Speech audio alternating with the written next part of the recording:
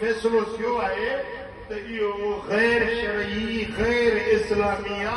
इहो पंजाब वारनि खे जाइज़ कोन्हे जो सॼे सिंध जो पाणी खाई पी वरी उन में ज़रूरु निमाज़ बि पढ़ंदा इहो मम्मी खाई वरी ओकड़ाई उन निमाज़ ते बि ॾींदा पुट इहा निमाज़ तुंहिंजी क़बूल कोन पवंदई जेकॾहिं ज़ुल्म था कनि इहे केनाल ठाहिण बंदि कया वञनि इहा नाजाइज़ी आहे नाइंसाफ़ी आहे असीं पाकिस्तान जा बाशिंदा आहियूं सिंध बि पाकिस्तान में आहे चोलिस्तान बि पाकिस्तान में आहे हाणे हिकिड़े थर खे आबाद करण जे लाइ ही सिंध जूं मस्जिदूं वरण आबाद सरख़ेज़ ज़मीन उन्हनि खे वैरान करे होॾे थर खे आबाद कयो या तव्हां पाकिस्तान जी ख़ैरपाई बि कोन था कयो न असीं पाकिस्तान जो हिसो आहियूं ऐं असीं पाकिस्तान सां प्यार ऐं मुहबत रखूं था हुकूमत खे मुतालबो था कयूं त महिरबानी करे फौरन इन्हनि छहनि केनालनि जो कमु बंदि कयो सिंध जो पाणी न वञो इनजी तव्हांखे शरीयत में इजाज़त न आहे असांजो सिंध जो ख़ितो पाकिस्तान जो अहम सूबो आहे सिंध पाकिस्तान जे ठाहिण में सिंध जो बुनियादी किरदारु आहे माशाअल्लाह सिंध में सिंधू नदी वहे थी इहा असांजे सिंध जी शहरग सिंध जी मईशत सिंध जी ज़राअत सिंध जी इक़्तिसादियात इन जो दारो मदार सिंधू नदी ते वठो ऐं शरीयत जो कानून आहे इस्लामी कानून आहे त जेकॾहिं साफ़ी पाणी हुजे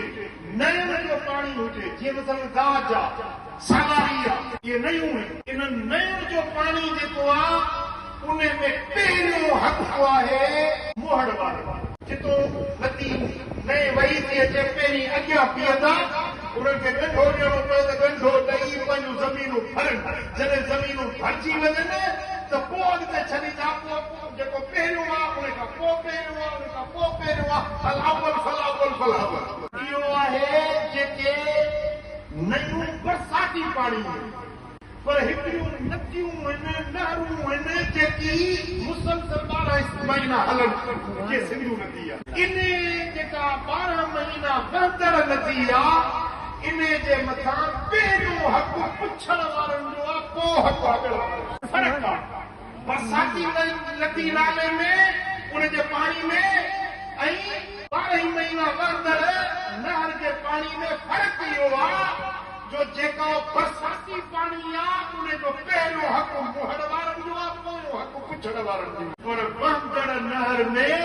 पहिरियों हक़ पुछण वारनि जो आहे ऐं पोइ हक़ आहे मोहड़ वारनि जेकॾहिं पुछण वारनि खे पाणी नथो मिले अॻियल वारनि खे मोहड़ वारनि खे हक़ नाहे शरीयत में इस्लाम में दीन में फिक़्ह हनफ़ी में उन्हनि खे जाइज़ नाहे जो उहे पाणी खे रोके उन मां केनाल ठाहिनि डेम ठाहिनि या उन पाणी खे रोके पुछण वारनि जो पाणी बंदि करणु शरअन नाजाइज़ आहे इस्लाम चवे थो त पहिरीं पुछण वारा पाणी भरे पंहिंजूं ॿनियूं भरे ठाहो कनि हाणे जेकॾहिं वधीक आहे त पोइ चवंदा अॻियल वारनि खे हाणे तव्हां भली पंहिंजूं जेका सिंधू नदी अचे थी न तक़रीबन 3100 किलोमीटर मुफ़ासिलो तय थी करे उन में पुछण सिंध आहे मोहड़ में चीन मां निकिरे थी पोइ खैबर पख्तूनख्वा खां थींदी थी अचे पंजाब खां थींदी थी अचे इहो आहे मोहड़ ऐं असां सिंध जो आहियूं पुछण इस्लामी कानून जे मुताबिक़ सिंधू नदी जे पाणी जो पहिरियों हक़ सिंध वारनि जेकॾहिं पंजाब वारा उन पाणीअ ते केनाल ठाहिनि नहरूं ठाहिनि डेम ठाहिनि शरई तरह खे इजाज़त नाहे इस्लाम में इजाज़त नाहे केनाल ठाहिनि शरीयत में जाइज़ छो त इहा सिंध सां ज़्यादती आहे सिंध सां नाजाइज़ी आहे सिंध सां नाइंसाफ़ी आहे इस्लाम जे ख़िलाफ़ आहे फिक़्ह हनफ़ी जे ख़िलाफ़ आहे इस्लामी तालीम जे ख़िलाफ़ आहे जेकॾहिं पंजाब में केनाल ठहनि था इहा असांजे सिंध सां ज़ुल्म ऐं ज़्यादती आहे असां इन ज़ुल्म ऐं ज़्यादती जे ख़िलाफ़ असां हुकूमत खे मुतालबो था कयूं त महिरबानी करे फौरन इन्हनि छहनि केनालनि जो कमु बंदि कयो सिंध जो पाणी न वञो इनजी तव्हांखे शरीयत में इजाज़त न आहे छा तव्हां इहो मुतालबो कयो था छा तव्हां बिन मुतालबे में गॾायो त पोइ ॿुधो इन ते हिकिड़ो दलील आहे अल खिराज अबू यूसुफ में किताब में रिवायत आहे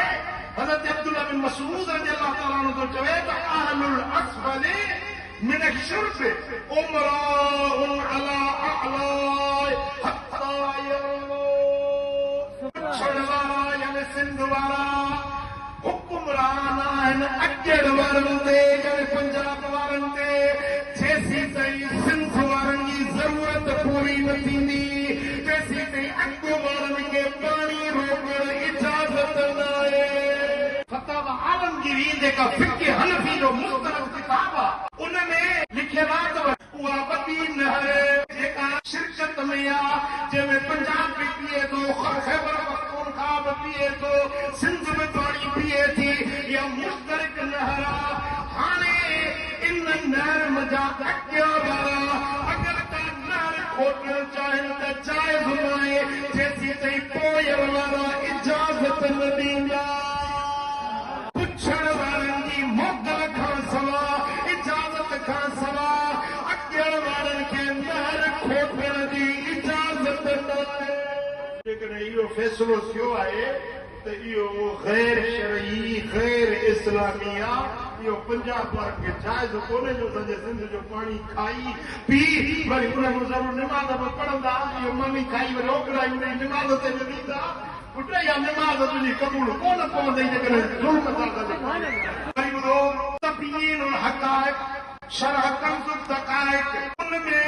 हवालो आहे अल इनाया शरह हिदाया में अब्दुल मुख्तार में ऐं रद्दुल मुख्तार में मौज़ूआ फ़िक़हिया क़ोयतिया उन में हीअ रिवायत आहे त अहल अस्फल नहर उमरा अला अहल अला हत्ता यरऊ पुछण वारा सिंध वारा अॻियण वारनि पंजाब वारनि ते हाकिम आहिनि